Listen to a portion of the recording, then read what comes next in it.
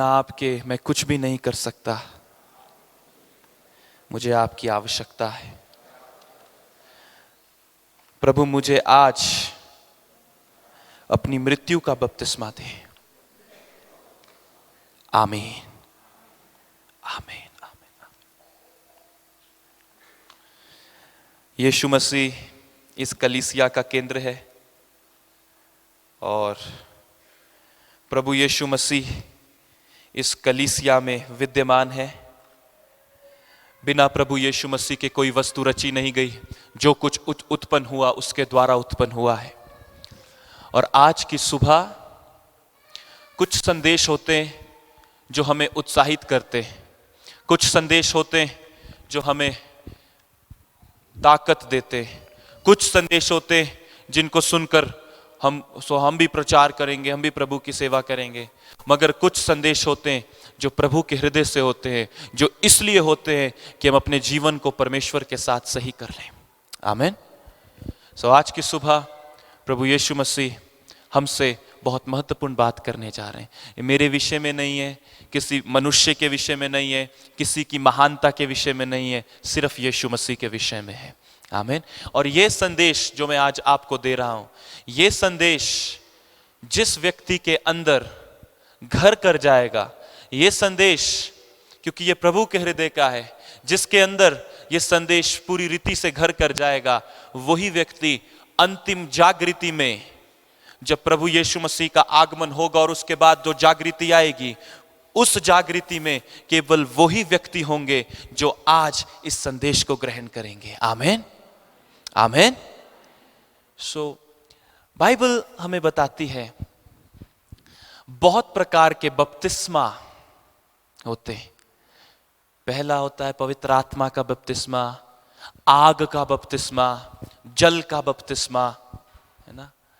तरह तरह के बपतिस्मा होते हैं। मगर एक बपतिस्मा है जो यीशु मसीह ने कहा कि बहुत महत्वपूर्ण है और लोग, बड़े बड़े प्रचारक लोग उस बपतिस्मा को भूल चुके हैं।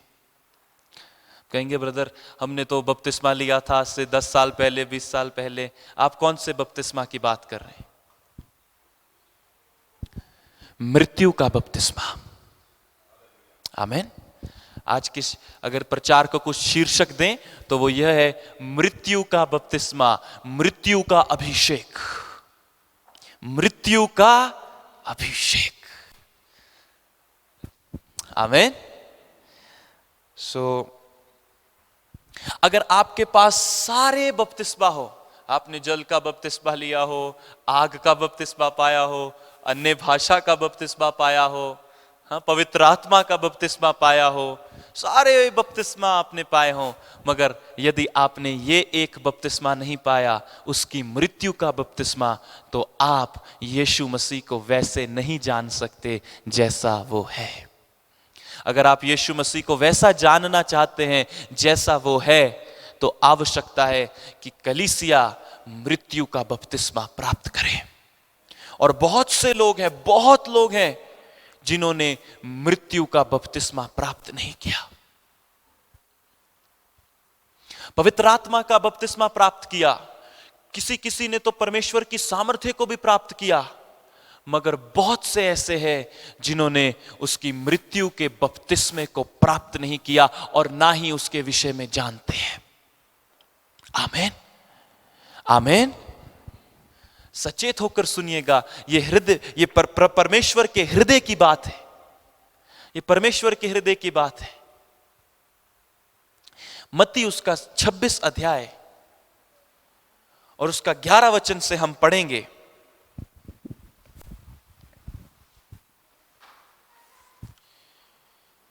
ये एक ऐसा महत्वपूर्ण विषय है, बहुत सी बार जिसको हम पढ़कर आगे निकल जाते हैं, मगर प्रभु का धन्यवाद हो कि प्रभु ने अपनी महान दया में अपने वचन की रोशनी हम तुच्छ लोगों पर, जो कुछ भी नहीं है, प्रभु ने उंडेली। आमीन।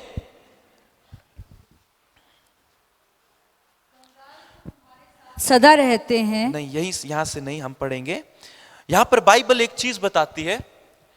प्रभु यीशु मसीह एक स्थान पर गए और जो कोढ़ी था शमौन उसके घर में गए और बाइबल कहती है वहां पर एक स्त्री आई। आमीन। मैं आपके लिए पढ़ता हूं। तो एक स्त्री संगमरमर के पात्र में बहुमूल्य इत्र लेकर उसके पास आई और जब वह भोजन करने बैठा तो उसके सिर पर उंडेल दिया। यह देखकर उसके चेले रिसियाए और कहने लगे, इसका क्यों सत्यानाश किया गया? इससे तो अच्छा दाम देकर बेचकर कंगालों को बांटा जा सकता था। यह जानकर यीशु ने उनसे कहा, स्त्री को क्यों सताते हो? उसने मेरे साथ भलाई की है। कंगाल तो तुम्हारे साथ सदा रहते हैं, परंतु मैं तुम्हारे साथ सदैव ना रहूंगा। उसने मेरी देह पर जो यह इत्र उंडेला है वह मेरे गाड़े जाने के लिए किया गया है। मैं तुमसे सच कहता हूं कि सारे जगत में जहां कहीं यह सुसमाचार प्रचार किया जाएगा वहां उसके इस काम का वर्णन भी उसके स्मरण में किया जाएगा। आमीन। बहुत सी बार बहुतों के अंदर यह प्रश्न रहा, ये कौन सा काम है ना? ये स्त्री ने क्या किया? हम तो सुसमाचार प्रचार करते हैं, इसका वर्णन तो करते नहीं, कौन सा काम है? आज प्रभु हमारी आंखें खोलेंगे। आमीन। अब ये स्त्री प्रभु के पास आई और इसने प्रभु बहुमूल्य संगमरमर के पात्र में एक बहुमूल्य इत्र को लाई और इसने प्रभु यीशु मसीह के सिर पर वो उंडेल दिया। अगर आप दूसरे वर्जन्स में पढ़े वहां पर लिखा है, जब उस स्त्री ने यह किया तो यीशु मसीह की आंखों में यह सबसे सुंदर बात थी। लिखा है, it was the beautiful thing in the eyes of Jesus. यीशु मसीह को यह सबसे सुंदर बात लगी। पहली बात, यह बात जो इस स्त्री ने की यीशु मसीह को बहुत सुंदर लगी, बहुत अच्छा लगा। आमीन। यह स्त्री आई, इसने यीशु मसीह पर संगमरमर के पात्र में से उस इत्र को निकाला और प्रभु पर उंडेल दिया। उससे पहले बाइबल कहती है 10 पद में, अगर आप अलग ट्रांसलेशन में पढ़े वहां पर लिखा है, यीशु मसीह को यह बात बहुत सुंदर लगी। कौन सी बात सुंदर लगी? ध्यान से सुनिएगा। उस स्त्री ने यीशु मसीह को मृत्यु के लिए तैयार किया। उसके चेले उसके साथ बैठे थे, वो नहीं समझे। 3-3.5 साल से प्रभु के साथ थे, वो नहीं समझे, मगर यह स्त्री समझ गई थी। इस स्त्री ने प्रभु यीशु मसीह को मृत्यु के लिए तैयार किया। 12 पद में लिखा है, यह क्यों हुआ? उसके गाड़े जाने के लिए हुआ। देखिए 12 पद में स्पष्टता से लिखा है, उसने मेरी देह पर यह जो इत्र उंडेला है वह मेरे गाड़े जाने के लिए किया है। कहें गाड़े जाने के लिए। फिर से कहें गाड़े जाने के लिए। यह गाड़े जाने के लिए किया। क्या किया? उसने प्रभु पर इत्र उंडेला। किस लिए? उसके गाड़े जाने के लिए।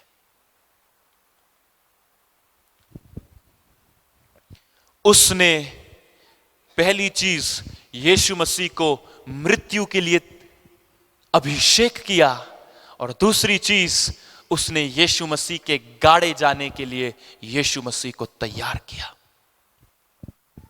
आज कितने प्रचारक हैं जो कलीसिया को मृत्यु के लिए तैयार करते? कौन सी मृत्यु ब्रदर? हम तो इसलिए आए क्योंकि हमें अनंत जीवन मिलेगा, आप मृत्यु की बात करते नहीं। कौन सी मृत्यु? आपके मैं की मृत्यु, आपके स्वार्थ की मृत्यु, आपके सेल्फ की मृत्यु, जहां आपका सेल्फ खत्म हो जाता है। आज आप बड़ी बड़ी जगहों में जाओ, वहां पर वे प्रचार पवित्र आत्मा का बपतिस्मा, आग का, वो सब सही है, वो सब सही है और वो महत्वपूर्ण है, मगर उन सब चीजों से ज्यादा महत्वपूर्ण है, क्या आपने मृत्यु का बपतिस्मा पाया है?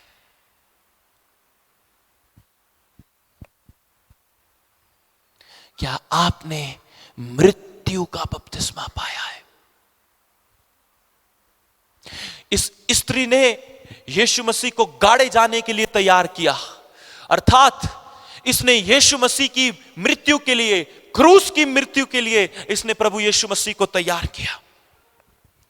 13वें पद में लिखा है, मैं तुमसे सच कहता हूं, यीशु कहते हैं कि सारे जगत में जहां कहीं यह सुसमाचार प्रचार किया जाएगा, वहां इसके इस काम का वर्णन किया जाएगा और यह उसके स्मरण में किया जाएगा। कितनों के अंदर यह प्रश्न आया होगा जब बाइबल पढ़, अरे कि कौन सा कार्य स्त्री ने क्या किया, कौन सा? प्रभु कह रहे थे जहां कहीं राज्य का सुसमाचार प्रचार किया जाएगा, वहां इस बात का भी प्रचार किया जाएगा कि तुम जीवित नहीं हो, तुम कुछ भी नहीं हो, हम महत्वपूर्ण, आप महत्वपूर्ण नहीं है, प्रभु के लोग महत्वपूर्ण हैं। या क्या क्या क्या स्मरण किया जाएगा? यह स्मरण किया जाएगा कि आपको अपने आप का इनकार करना है, अपनी सेल्फ को खत्म करना है, अपने आप को शून्य की अवस्था में ले आना है कि प्रभु मैं कुछ भी नहीं हूं, मेरे अंदर कोई भली वस्तु नहीं है, जो कुछ है तू ही है प्रभु। यदि तू मुझ पर दृष्टि भी कर ले तो मैं जीवित ना रहूंगा प्रभु, पर तू मुझे अपनी दया की दृष्टि से देखता है। Hallelujah, hallelujah. प्रभु मैं कुछ भी नहीं हूं। उसने यीशु मसीह को मृत्यु के लिए तैयार किया। यीशु मसीह जो परमेश्वर का पुत्र था, जो स्वर्ग का वैभव छोड़कर मेरे और आपके लिए संसार में आ गया, वो परमेश्वर किसी एक स्त्री के द्वारा प्रभु यीशु मसीह का अभिषेक कर रहे हैं। किस चीज के लिए? मृत्यु के लिए। किसका अभिषेक? यीशु का अभिषेक ये सिंपल ऑर्डिनरी स्त्री कर रही है। क्यों? उसके गाड़े जाने के लिए, उसके गाड़े जाने के लिए। आज कितने लोग हैं, सब पवित्र आत्मा का अभिषेक चाहते हैं, सब सामर्थ्य चाहते हैं, सब पवित्र आत्मा के 9 वरदान चाहते हैं, मगर कितने हैं जो यीशु मसीह की मृत्यु की समानता को चाहते हैं?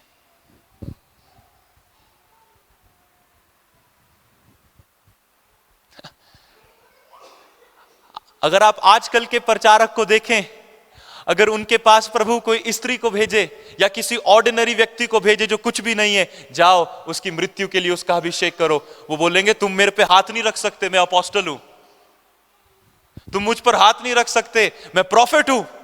अरे ये ऑर्डिनरी लेडी यीशु मसीह के पास आई और उसने यीशु मसीह पर इत्र उंडेल दिया।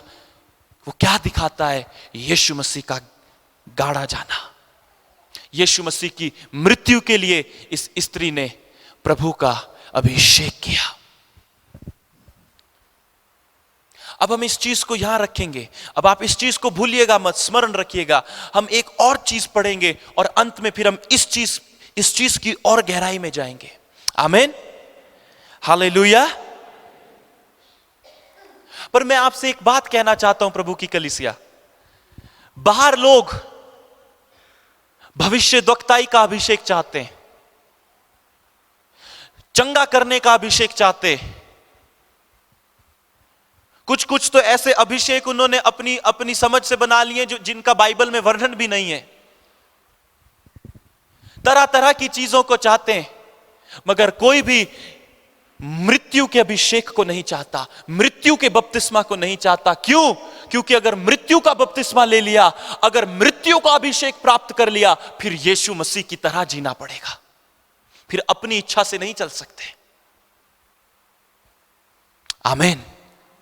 हम पढ़ेंगे 1 कुरिन्थियों उसका 6 अध्याय, उसका 13 और 14 पद। यहां पर बहुत महत्वपूर्ण चीज प्रभु हमें सिखा रहे हैं। यहां पर लिखा है, ध्यान से सुनिएगा 13 और 14 पद में, भोजन पेट के लिए और पेट भोजन के लिए है, परंतु परमेश्वर इसको और उसको दोनों को नाश करेगा। अब ध्यान से सुनना, परंतु देह व्यभिचार के लिए नहीं, वरन प्रभु के लिए है और प्रभु देह के लिए है। आमीन। कहें, मेरा शरीर प्रभु के लिए है और प्रभु इस शरीर के लिए है। आजकल कोई इन बातों पर प्रचार नहीं करता। और प्रभु का आत्मा अपनी कलीसिया को अंतिम जागृति के लिए तैयार कर रहा है और वो यही रास्ता है। मृत्यु का बपतिस्मा, बिना इसके जागृति नहीं आ सकती। बिना इसके जागृति नहीं आ सकती। मृत्यु का बपतिस्मा, ये देह प्रभु के लिए है और प्रभु इस देह के लिए है। जब तक मनुष्य अपने मैं को, अपने स्वार्थ को, अपने सेल्फ को, इस विचार को कि मैं कुछ हूं, जब तक वो इस चीज को मसीह के साथ क्रूस पर क्रूसित नहीं कर देता, तब तक एक मनुष्य परमेश्वर के पुत्र को अर्थात परमेश्वर को वैसा नहीं जान सकता जैसा वो है।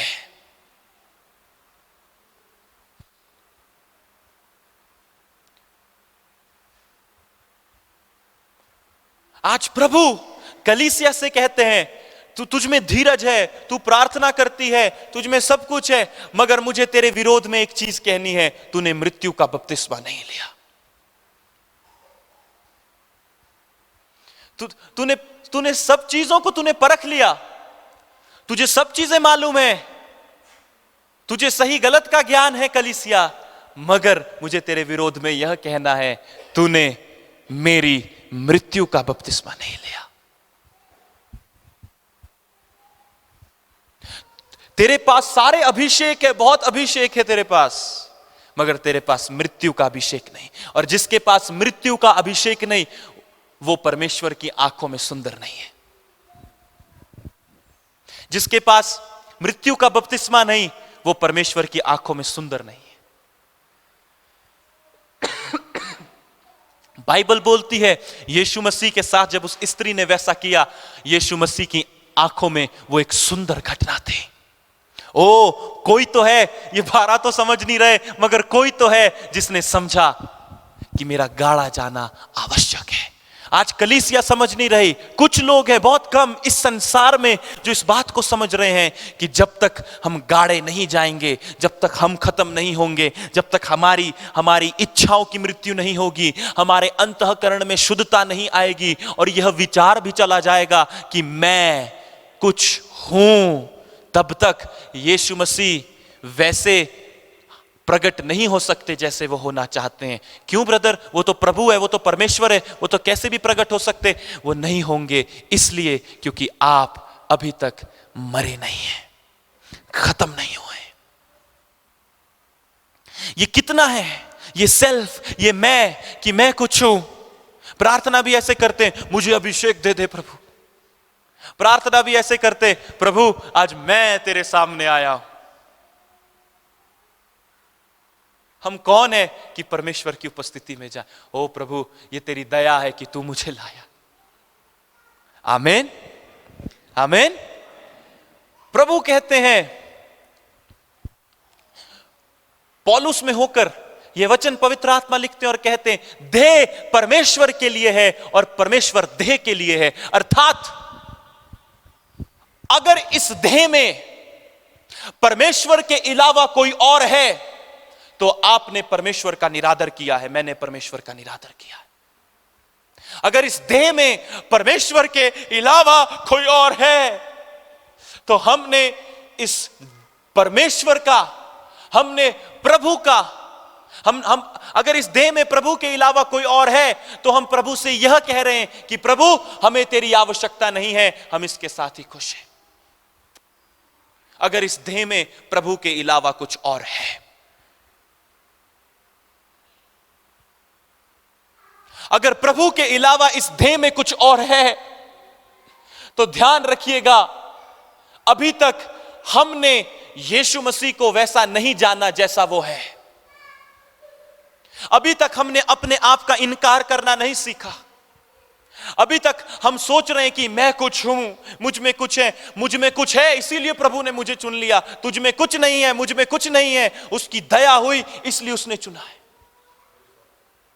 और क्यों चुना है? इसलिए चुना है ताकि उसके लोग आशीषित हो। तुम स्पेशल नहीं हो, हम स्पेशल नहीं है।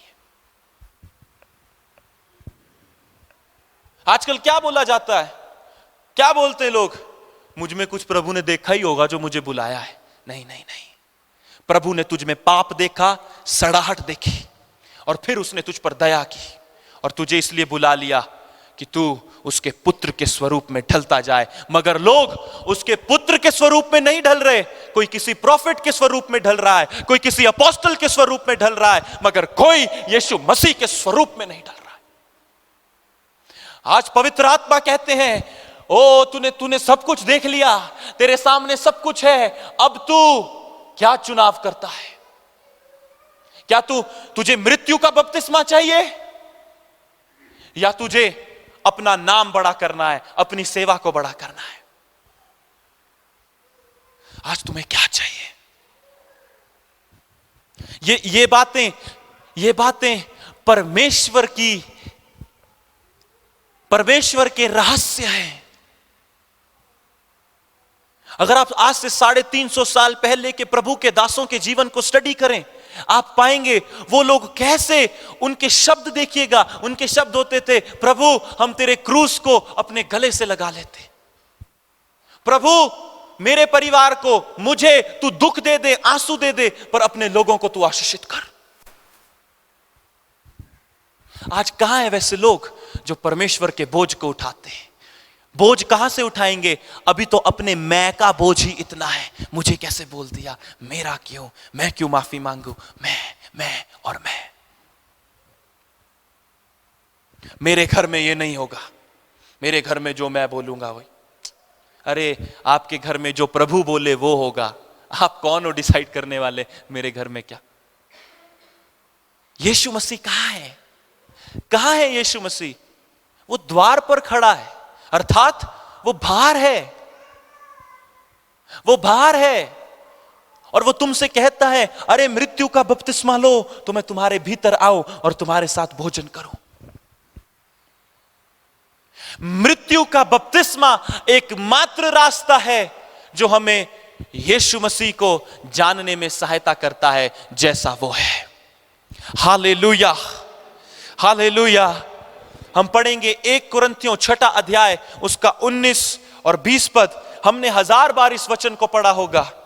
यहां पर स्पष्टता से लिखा है, क्या तुम नहीं जानते कि तुम्हारी देह पवित्र आत्मा का मंदिर है जो तुम में बसा हुआ है और तुम्हें परमेश्वर की ओर से मिला है? अब ध्यान से सुनना, और तुम अपने नहीं हो। कितनी बार हमने इस वचन को लेकर प्रार्थना की, ओ मैं पवित्र आत्मा का मंदिर हूं, ओ पवित्र आत्मा मुझ में वास करते। अरे उससे आगे पढ़ो, वो क्या बोलता है? तुम अपने नहीं हो। अब अपने जीवन को जांचे। अब हम रुक जाएंगे, अब संदेश में आगे नहीं जाएंगे। इस समय मैं पवित्र आत्मा के अभिषेक को महसूस कर रहा हूं। हम आगे नहीं जाएंगे, हम यहां रुक जाएंगे और हम देखेंगे। बाइबल बोलती है तुम अपने नहीं हो। अब जांचो अपने जीवन को, क्या तुम अपने अनुसार जीते हो? जांचो, जांचो, आंखों को बंद करो, जांचो अपने आप को, बात करो प्रभु से। बाइबल कहती है तुम अपने नहीं हो।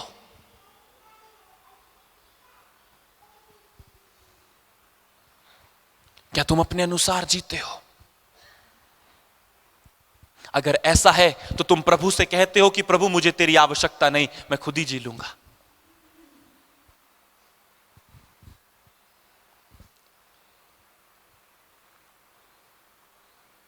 आमीन, आमीन, आमीन। आप कल्पना करें, बाइबल ये बोलती है तुम अपने नहीं हो, तुम दाम देकर मोल लिए गए हो। कैसा दाम? प्रभु यीशु मसीह ने तुम्हारे लिए अपना रक्त बहा दिया है। और आज हम प्रभु से कहेंगे कि प्रभु हम आपके, वी रिस्पेक्ट योर ब्लड, हम आपके रक्त का आदर करते प्रभु, हम आपसे प्रेम करते प्रभु। हम ये सब इन चीजों में नहीं जाएंगे जो सब संसार की रीतियां हैं प्रभु। हम तो प्रभु कुछ भी नहीं में चलना चाहते हैं, हम तो कुछ भी नहीं होना चाहते, हम तो तेरी मृत्यु का बपतिस्मा लेना चाहते, हम तो शून्य होना चाहते, हमारे अंदर मैं, घमंड, गंदगी ये सब चली जाए। एक व्यक्ति क्यों पाप करता है? क्योंकि अभी तक वो मरा नहीं है, अभी तक उसका मैं जीवित है। एक व्यक्ति को क्यों बुरा लगता है? क्योंकि अभी तक वो मरा नहीं है, उसका मैं जीवित है। फिर कुछ लोग बोलते मुझे ऐसा लगता है कि ऐसा होगा। नहीं नहीं नहीं, हमें अपने शब्दकोश को बदलना है। मुझे ऐसा लगता है कि हमें प्रार्थना कर कर प्रभु से पूछना चाहिए कि प्रभु को कैसा लगता है। हिम्मत बोलो मुझे ऐसा लगता है, मैं ऐसा सोचता हूं, मुझे ऐसी इंट्यूशन हो रही। कुछ नहीं, हम वी आर नथिंग। बाइबल कहती है परमेश्वर को स्मरण है कि मनुष्य मिट्टी है, मगर मनुष्य को स्मरण नहीं है। मनुष्य अपने आप को प्रॉफिट सोचता है, अपोस्टल सोचता है। हां, 5 फोल्ड मिनिस्ट्रीज हैं, हम उनका आदर करते हैं और हम चाहते हैं कि हमारी कलीसिया में 5 सेवकाइयों के द्वारा प्रभु अपनी सेवा को पूरा करे। अब प्रेरिताई सेवकाइयों, भविष्यद्वक्ताई सेवकाइयों, टीचिंग की सेवकाइयों, पास्टरल सेवकाइयों, इवेंजलिस्ट की सेवकाइयों, हमारी कलीसिया में 5 सेवकाइयां हो, पर हम चाहते हैं वो यीशु मसीह की समानता में हो, किसी मनुष्य की देख कर नहीं, यीशु मसीह की समानता में, यीशु मसीह के तरीके में। हालेलुया। प्रभु कहते हैं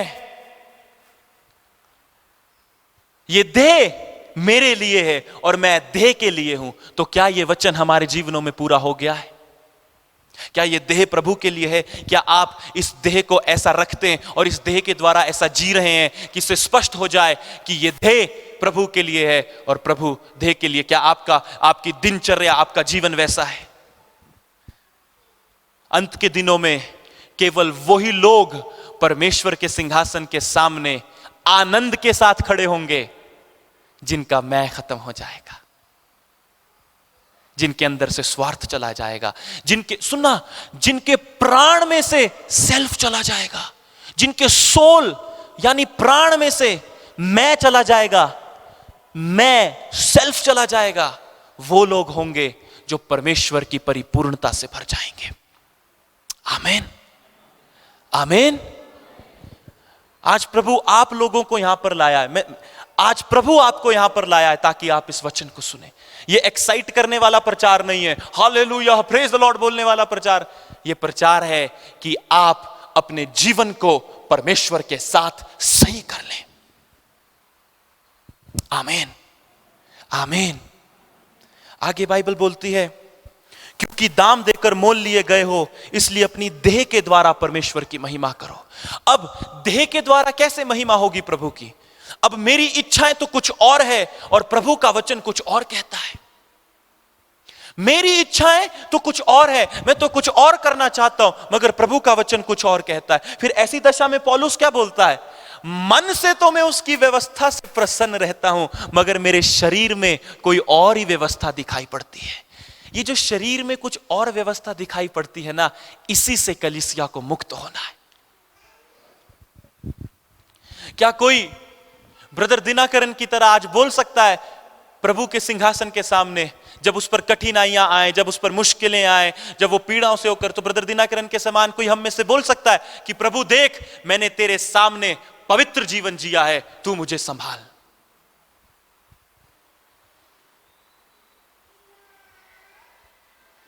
क्यों ऐसा क्यों नहीं है? क्योंकि अभी तक हमने उसकी मृत्यु का बपतिस्मा नहीं लिया।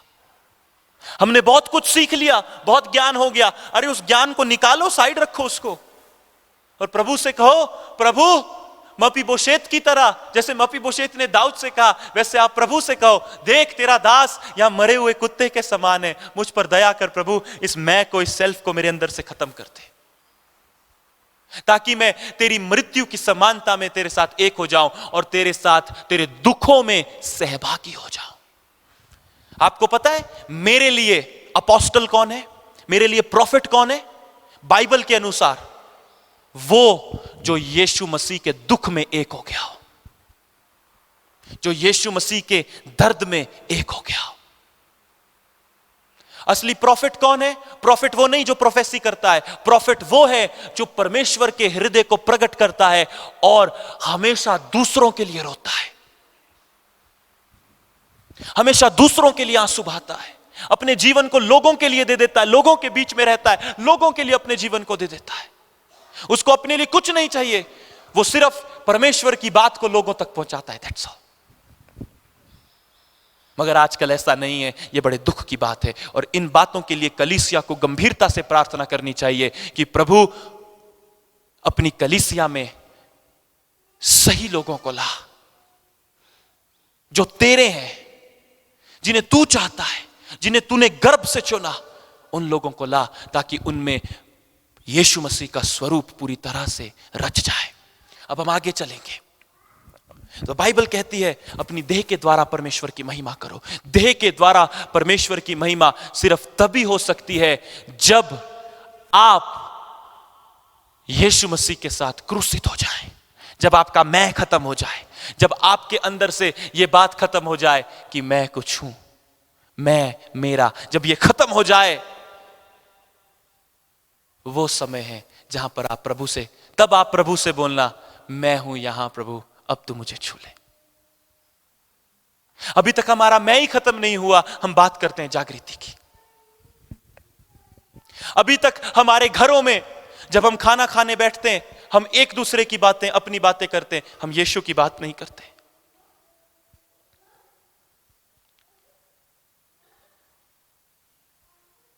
हम अपने घरों में जब बैठकर एक साथ बैठते, बातें करते, हम मजाक करते हैं, सब कुछ करते, मगर हम यीशु की बात नहीं करते। असली बदलाव वहां आएगा जब मैं अपने परिवार में एक दूसरे को यीशु मसीह दूंगा, यीशु मसीह दिखाऊंगा। बाहर नहीं, बाहर तो सब अच्छा अच्छा है। जब मैं अपने मम्मी को, अपने पापा को जीसस दिखाऊंगा, यीशु मसीह वो मुझ में देखे, फिर मैं उनमें यीशु मसीह को देखूंगा, वो है असली चेंज, वो है रिवाइवल। बाहर तो सब जय मसीह की, प्रेज द लॉर्ड करते, अच्छे से मिलते हैं, लड़के भी आए होंगे बाहर, अच्छे से मिलेंगे, मगर आपके घर में जो आप हैं, आप वो हैं, वो है असलियत, वो है असलियत। दिखावा मत करें, बाहर मत करें दिखावा। और ये क्यों है? क्योंकि अभी तक कलीसिया ने यीशु मसीह की मृत्यु का बपतिस्मा नहीं लिया। पवित्र आत्मा आंसुओं के साथ आज हमसे कहते, क्या आज तुम मृत्यु का बपतिस्मा लोगे? क्या आज तुम प्रभु से कहोगे कि प्रभु, बाइबल कहती है देह प्रभु के लिए, प्रभु देह के लिए, पर मैंने तो इस देह को संसार के लिए छोड़ दिया। संसारिक चीजें इस देह में वास करती है, प्रभु वास कर रही है। आज लोगों की देह में संसारिक चीजें वास कर रही है।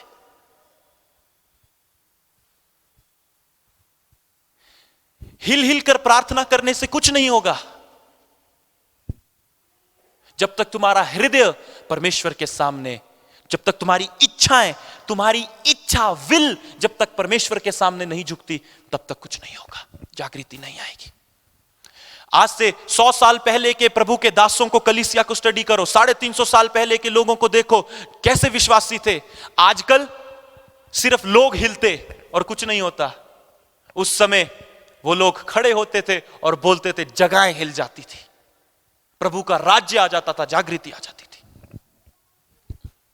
आज प्रभु आप में से हर एक को पूछ रहा है, भाइयों आप में से हर एक को प्रभु पूछ रहा है, बहनों क्या तुम मृत्यु का बपतिस्मा लोगे? मृत्यु का बपतिस्मा लोगे? आए हम थोड़ा आगे चलते हैं। रोमियो उसका 6 अध्याय 1 से 7 तक मैं आपके लिए पढ़ता हूं।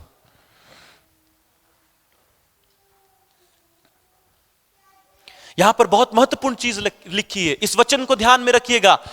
मेरे पीछे कहें, ध्येय परमेश्वर के लिए है और परमेश्वर ध्येय के लिए है। कहें, ध्येय संसार के लिए नहीं है, ध्येय परमेश्वर के लिए है। आमीन। रोमियो उसका 6 अध्याय उसका 1 से 7 तक मैं आपके लिए पढ़ूंगा। तो हम क्या कहें? क्या हम पाप करते रहें कि अनुग्रह बहुत हो? कदापि नहीं। हम जब पाप के लिए मर गए, अंडरलाइन कर लें, मर गए, तो फिर आगे को उसमें कैसे जीवन बिताएं? क्या तुम नहीं जानते कि हम सब जिन्होंने मसीह का बपतिस्मा लिया है। कहे मसीह का बपतिस्मा। नहीं नहीं, ऊंची आवाज में कहे मसीह का बपतिस्मा। ये कौन सा बपतिस्मा? ये जल का बपतिस्मा नहीं बोल रहा। मृत्यु, ये जल का नहीं बोल रहा है। कौन लिख रहा है? ये प्रभु का, ये पवित्र आत्मा लिख रहा है। और क्या बोल रहा है? क्या तुमने मसीह का बपतिस्मा? ये मसीह का बपतिस्मा कौन सा है? पढ़िए, 3 पद को हम फिर से पढ़ेंगे। क्या तुम नहीं जानते कि हम सब जिन्होंने मसीह यीशु का बपतिस्मा लिया, उसकी मृत्यु का बपतिस्मा लिया है। हालेलुया। उसकी मृत्यु, जिसने यीशु मसीह का बपतिस्मा लिया है, उसने उसकी मृत्यु का बपतिस्मा लिया है। पर अगर उसकी मृत्यु की समानता हम में नहीं दिख रही, तो ये दुख की बात है और शोक की बात है कि हमने यीशु मसीह का बपतिस्मा नहीं लिया। जांच ले अपने जीवन को। मैं भी आज अपने जीवन को जांचता हूं, पवित्र आत्मा क्या कहते हैं। जिन्होंने मसीह यीशु का बपतिस्मा लिया, उन्होंने उसकी मृत्यु का बपतिस्मा लिया।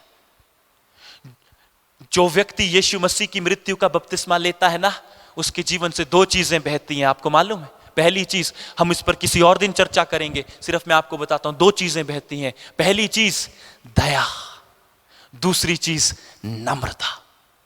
जिसने यीशु मसीह की मृत्यु का, अगर आप किसी को जानना चाहते हैं क्या ये परमेश्वर का जेन्युइन दास है, is this man a genuine man of God, क्या ये परमेश्वर का सच्चा दास है, 2 चीजें उसके जीवन में देखना। क्या वो नम्र है और क्या उसके जीवन से दया बहती है। अगर ये दोनों नहीं है तो अभी उसको मृत्यु का बपतिस्मा लेना बाकी है।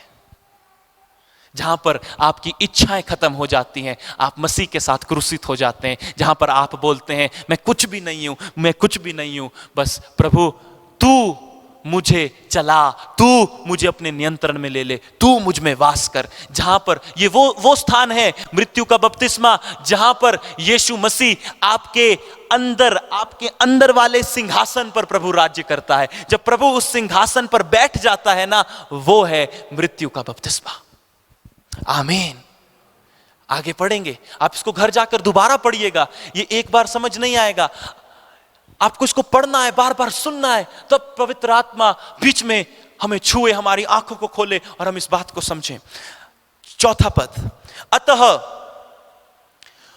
उस मृत्यु का बपतिस्मा पाने से हम उसके साथ, क्या लिखा है? क्या लिखा है? गाड़े गए। क्या हम गाड़े गए? क्या हम गाड़े गए? अगर हम गाड़े गए होते ना, तो हम कभी ये ना बोलते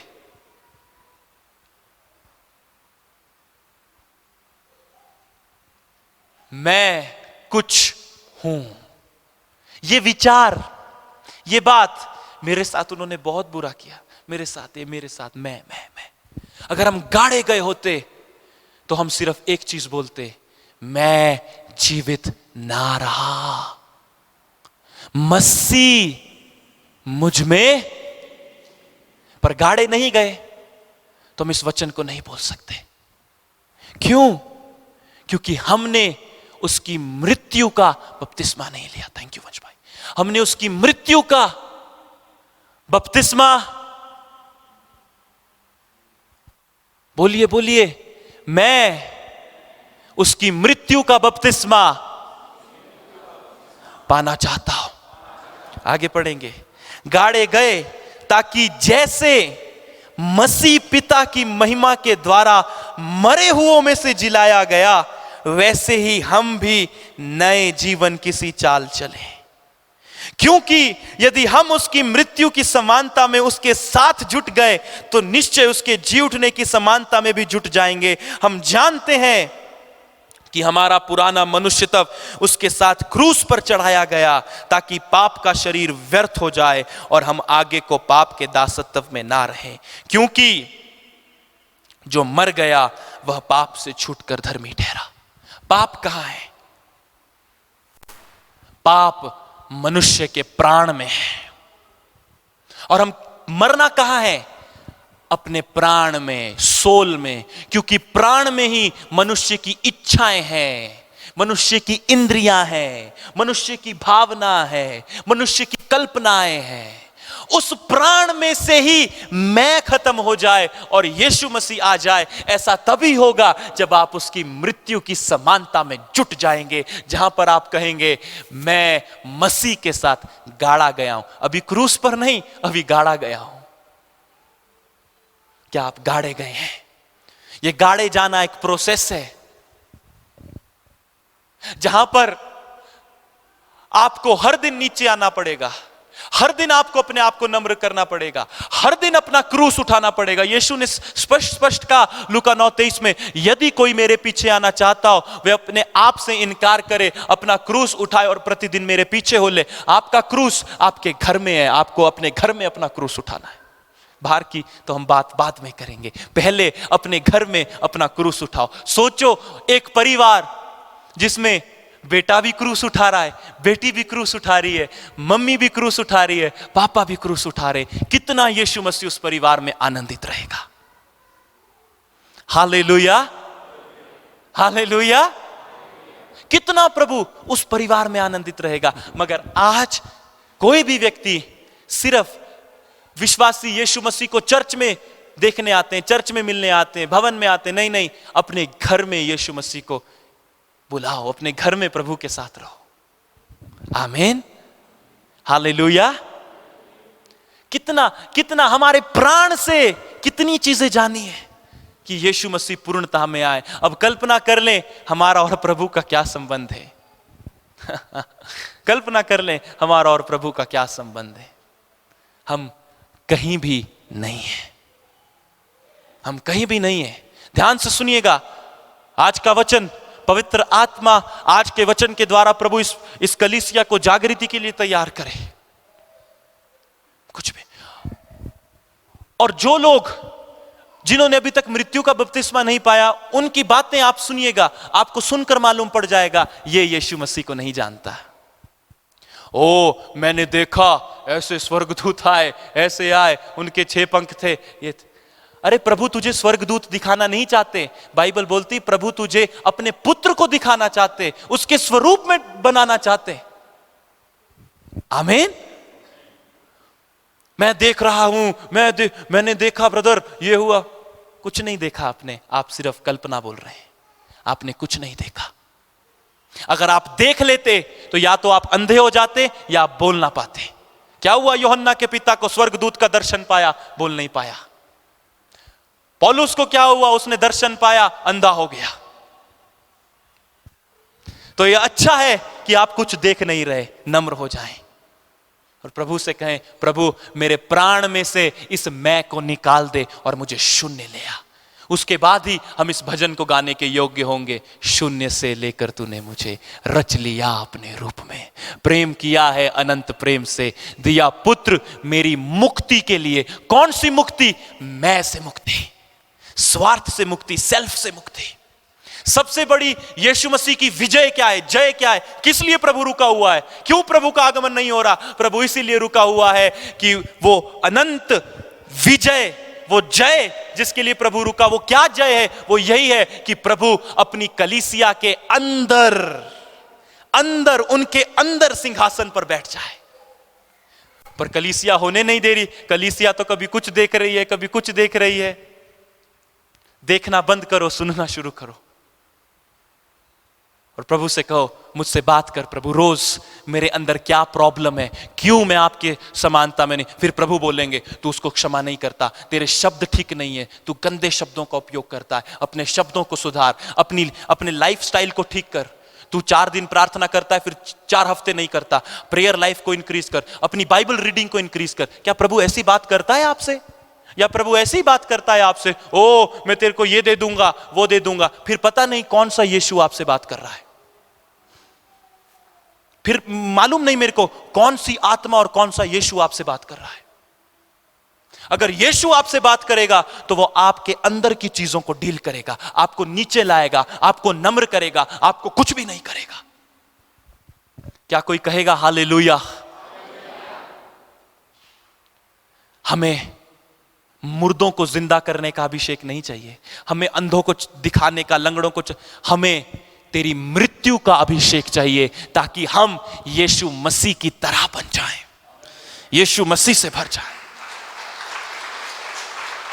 थैंक यू जीसस। आमीन, आमीन। ये प्रभु चाहता है। अभी मैं इसमें और चीजें नहीं देख रहा हूं, सिर्फ मैं यहां पर रुक गया हूं। अगले संडे हम स्टडी करेंगे पुनरुत्थान का बपतिस्मा। आमीन। उसमें हम इन चीजों को और गहराई से स्टडी करेंगे। मगर अभी इस बात को समझें, हम फिर से, मैं आपके लिए एक बात पढ़ता हूं और फिर मैं आपको एक अंतिम बात समझाऊंगा और उसके बाद हम कुछ समय प्रार्थना में बिताएंगे। क्या आज कुछ देर हम प्रार्थना करें? यहां पर आज कुछ देर हम प्रार्थना करेंगे, ठीक है? आप लोगों के साथ, ठीक है? करना चाहते हैं आप लोग प्रार्थना? राइट। सो देखिए, हम फिर से पढ़ेंगे, ध्यान से सुनिएगा। रोमियो 6 पहला वचन। तो हम क्या कहें? क्या हम पाप करते रहें कि अनुग्रह बहुत हो? कदापि नहीं। हम जब पाप के लिए मर गए तो फिर आगे को उसमें कैसे जीवन बिताएं? क्या तुम नहीं जानते कि हम सब जिन्होंने मसीह यीशु का बपतिस्मा लिया उसकी मृत्यु का बपतिस्मा लिया, अतः उस मृत्यु का बपतिस्मा पाने से हम उसके साथ गाड़े गए, ताकि जैसे मसीह पिता की महिमा द्वारा मरे हुओं में से जिलाया गया, वैसे ही हम भी उसके साथ नए जीवन की सी चाल चलें। अब यहां पर दो चीजों को नोट कर लें। मृत्यु का बपतिस्मा, यीशु मसीह का बपतिस्मा, दूसरे अध्याय में लिखा है मर गए, और चौथे पद में लिखा है गाड़े गए। अब जब वो स्त्री यीशु मसीह के पास आई, उस स्त्री ने यीशु मसीह पर वो बहुमूल्य इत्र उंडेला। आपको पता है वो इत्र क्या दिखाता है? वो इत्र दिखाता है यीशु मसीह की परिपूर्णता हमारे अंदर, यीशु मसीह की परिपूर्णता हमारे अंदर। वो इत्र की खुशबू कुछ और नहीं, आज प्रभु यीशु मसीह की परिपूर्णता हमारे अंदर है। वो है असली खुशबू, वो है उस इत्र की खुशबू।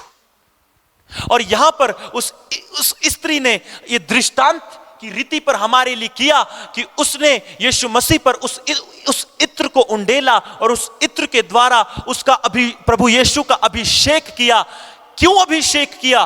ताकि वो क्रूस की मृत्यु को अपने ऊपर ले ले। कितनी बार हम प्रभु के पास गए और हमने कहा, प्रभु मुझे मृत्यु का अभिषेक दे, जहां पर मैं खत्म हो जाऊं, मैं जीवित ना रहूं, मेरे विचार खत्म हो जाए, मेरे अंदर से यही विचार खत्म हो जाए कि मैं अभिषेक हूं, यही विचार चला जाए और सिर्फ एक ही चीज आ जाए, अभिषेक जीवित नहीं, यीशु मसीह में, यीशु मसीह का स्वरूप मेरे अंदर। यही है असली मसीहत। यही साधु सुंदर सिंह जी के साथ हो गया। उन्होंने सब छोड़ दिया और प्रभु की सेवा के लिए चल गए। क्यों? क्योंकि उनके अंदर यीशु मसीह का पूरा स्वरूप रच गया था। यही पंडिता रामाबाई के साथ हुआ। यही प्रभु के दास ब्रदर बखत सिंह के साथ हुआ हैदराबाद में। पूरा चले गया, पूरा मैं चला गया, सेल्फ चला गया, यीशु मसीह आ गए, पूरा यीशु मसीह आ गए। और फिर बाइबल बोलती है, पौलुस बोलता है, उसकी मृत्यु का बपतिस्मा यह है, मसीह यीशु का बपतिस्मा मृत्यु का बपतिस्मा है, जहां पर हम खत्म, हमारी सेल्फ खत्म हो जाती, हमारी इच्छाएं खत्म हो जाती, हमारा स्वार्थ खत्म हो जाता, ये मुझे क्या लगता है, मैं महसूस करता हूं, ये बातें खत्म हो जाती। फिर आप यीशु की तरफ केंद्रित हो जाते। यीशु को क्या लगता है, यीशु क्या महसूस करता है, मेरे ऐसे जैसा मैं जी रहा हूं, ऐसे जीने से यीशु क्या महसूस करता है, जो मैं बोलता हूं उस बोलने से यीशु कैसा महसूस करता है, ये वो समानता है। ये है यीशु का मृत्यु का बपतिस्मा, जहां पर मनुष्य अपने आप को देखना बंद कर देता है और यीशु मसीह को देखता है। यही बात आदम ने अदन की वाटिका में खोदी थी। वो पहले प्रभु को देखता था। आदम और हवा नंगे थे, मगर उन्हें मालूम नहीं था वो नंगे थे। पर जैसे ही उसने आज्ञा का उल्लंघन किया, उसकी आंखें परमेश्वर पर से हटी और अपने ऊपर लग गई। और आज दूसरा आदम इस संसार में आया और उसने कहा, वो जो पहले आदम ने अदन की वाटिका में खोया था, वो जो पहले आदम ने परमेश्वर को देखना छोड़कर अपने ऊपर देखने लग गया, अपने ऊपर उसका ध्यान चला गया, वो सब बातें मैं खत्म कर कर दोबारा से ऐसी जाति उपजाऊंगा, ऐसे लोग खड़ा करूंगा जिनके अंदर मैं पूर्णतः से आ जाऊंगा, और वो अपने आप को नहीं, वो मुझे देखेंगे, वो पिता को देखेंगे, वो पवित्र आत्मा को देखेंगे, क्योंकि यीशु ने कहा जिसने मुझे देखा है उसने पिता को देखा है। और फिर उस दूसरे आदम ने यानी यीशु मसीह ने उस इमेज को, उस स्वरूप को जो आदम ने खो दिया था, दोबारा से क्रूस के द्वारा, मृत्यु के बपतिस्मा के द्वारा अपनी कलीसिया के अंदर रच दिया। मगर क्या कलीसिया दोबारा उस मृत्यु के बपतिस्मे में गई? या कलीसिया अभी तक अपने विषय में सोचती है? अगर कलीसिया अपने विषय में सोचती, याद रखें, यदि कोई व्यक्ति अपने विषय में सोचता है, ओके, प्रार्थना में खासकर अपने विषय में सोचता है, अपने संघर्षों के बारे में सोचता है, तो वो यीशु मसीह को नहीं जानता। जब प्रभु किसी व्यक्ति पर अपने बोझ को प्रकट करता है, अपने आप को प्रकट करता है, आज तक जितने प्रभु के संत हुए उन्होंने अपने लिए प्रार्थना नहीं की, जिनके अंदर यीशु मसीह का स्वरूप रच गया था। आप उनकी प्रार्थनाओं को पढ़ें, कभी भी अपने लिए प्रार्थना नहीं की।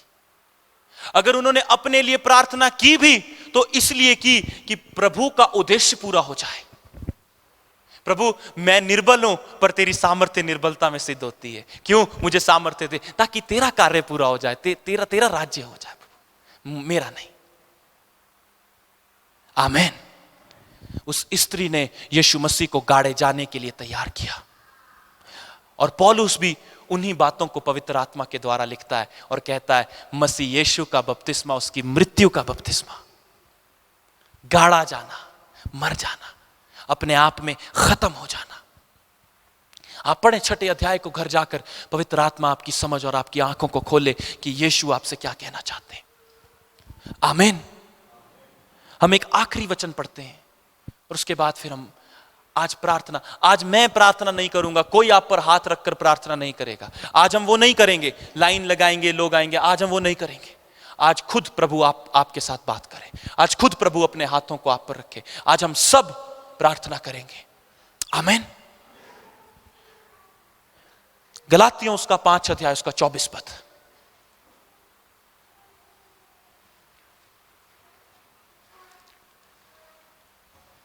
कोई भाई बीच से पढ़े, गलातियों उसका 5 अध्याय और उसका 24 पद।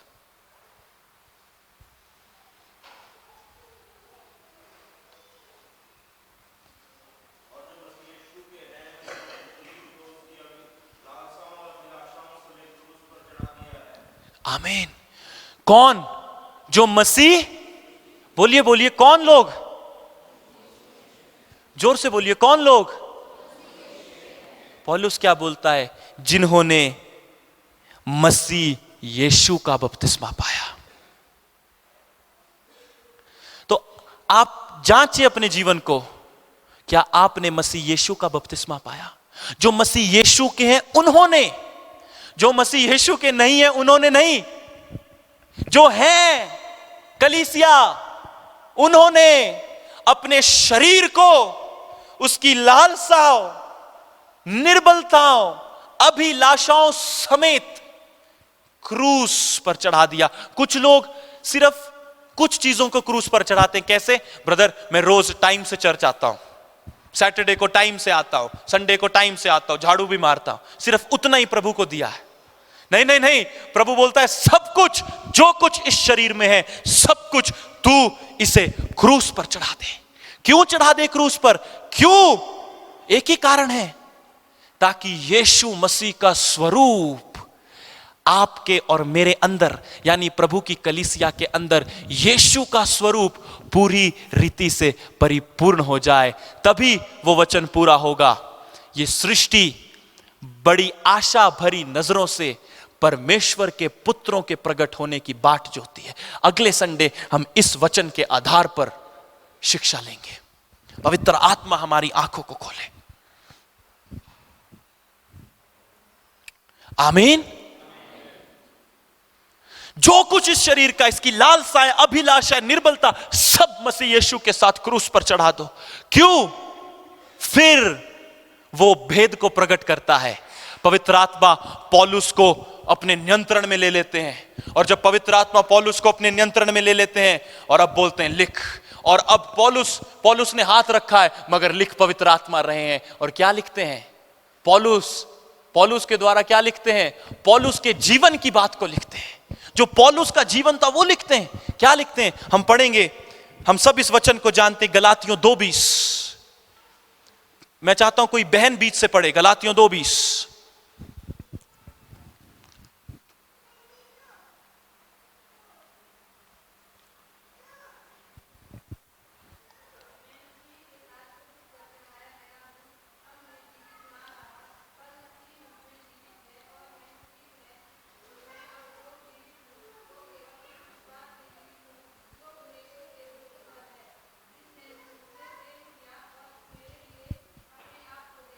आमीन। मैं मसीह के साथ क्रूस पर चढ़ाया गया हूं। कैसे चढ़ाया जाता है क्रूस पर? कैसे क्रूस पर जाते हैं? जहां पर आपका मैं समाप्त हो जाता है,